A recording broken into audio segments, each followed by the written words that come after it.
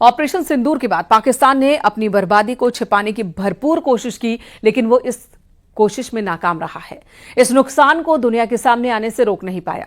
अब पाकिस्तान के पीएम शहबाज शरीफ खुद इस बात को कबूल कर रहे हैं कि ऑपरेशन सिंदूर से पाकिस्तान को भारी नुकसान हुआ है, उनके एयरबेस तबाह हो गए हैं।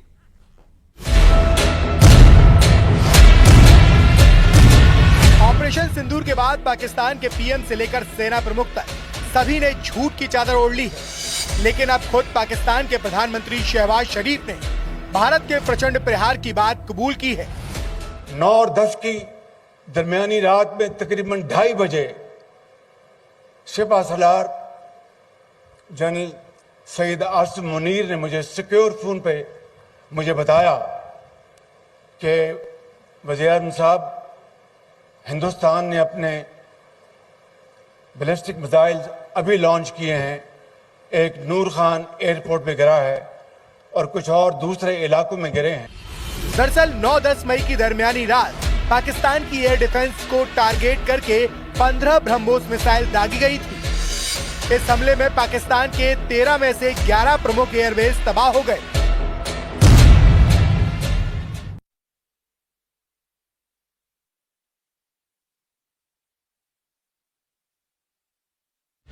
ऑपरेशन सिंदूर के बाद पाकिस्तान को इस तरह से भारत ने शिकस्त दी है कि वो सालों तक इसे भूल नहीं पाएगा, क्योंकि 3 दिन तक वो पूरी कोशिश करता रहा, लेकिन अपनी पूरी ताकत लगा देने के बाद भी भारत के डिफेंस सिस्टम को भेद नहीं पाया। भारत ने ऑपरेशन सिंदूर के दौरान पाकिस्तान के 600 से ज्यादा ड्रोन मार गिराए। पहलगाम हमले के बाद भारत ने पाकिस्तान में घुसकर कई आतंकी ठिकानों को तबाह कर दिया, जिसके बाद बौखलाए पाकिस्तान ने एलओसी के पास वाले इलाके में हमला करने की कोशिश की थी, लेकिन भारत के एयर डिफेंस सिस्टम ने पाकिस्तान के हर हमले को नाकाम कर दिया था। भारतीय सेना की मिसाइलों और एंटी एयरक्राफ्ट गन ने पाकिस्तान की तरफ से भेजे गए हर ड्रोन को मार गिराया था। भारतीय सेना के मुताबिक उसने पाकिस्तान के 600 से ज्यादा ड्रोन ढेर कर दिए थे। पाकिस्तान कई बार ये दावा कर चुका है उसने भारत में कई मिलिट्री ठिकानों को निशाना बनाया था, लेकिन भारतीय सेना ने पाकिस्तान के हर दावे को झूठा साबित कर दिया। भारतीय सेना के मुताबिक ऑपरेशन सिंदूर के बाद बौखलाए पाकिस्तान ने एलओसी के पास वाले इलाके में ड्रोन हमले की कोशिश की थी, लेकिन भारतीय सेना ने न सिर्फ उसके हमले को नाकाम कर दिया, बल्कि उसे मुंह तोड़ जवाब भी दिया था।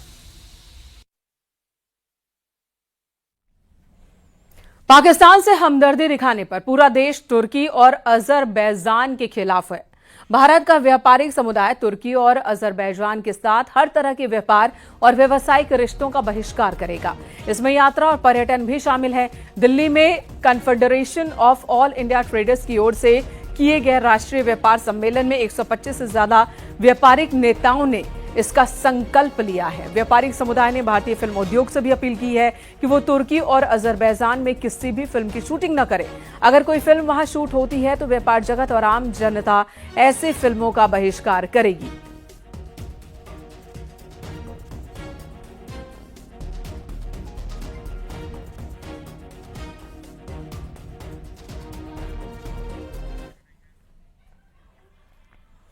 गुजरात के भुज एयरबेस से रक्षा मंत्री राजनाथ सिंह ने एक बार फिर पाकिस्तान को चेतावनी दी। एयरफोर्स के जवानों की तारीफ करते हुए राजनाथ सिंह ने कहा कि ऑपरेशन सिंदूर के दौरान जो कुछ अभी हुआ है वो ट्रेलर था, जरूरत पड़ी तो पूरी फिल्म दिखाएंगे।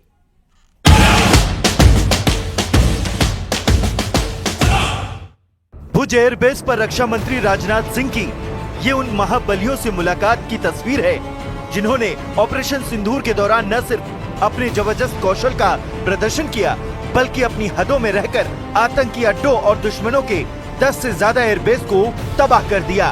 यही वजह है कि रक्षा मंत्री राजनाथ सिंह उनके बीच पहुंचे और एक बार फिर पाकिस्तान को सीधी चेतावनी दे दी।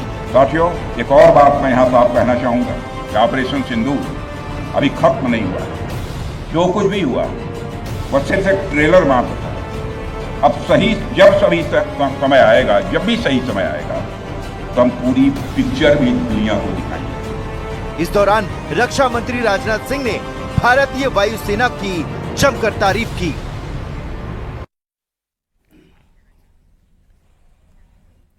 और इसी दौरान राजनाथ सिंह ने भारतीय वायुसेना के पराक्रम की जमकर सराहना की। साथ ही राजनाथ सिंह ने उन 23 मिनट्स का भी जिक्र किया जब पाकिस्तान में तबाही की पटकथा लिखी गई।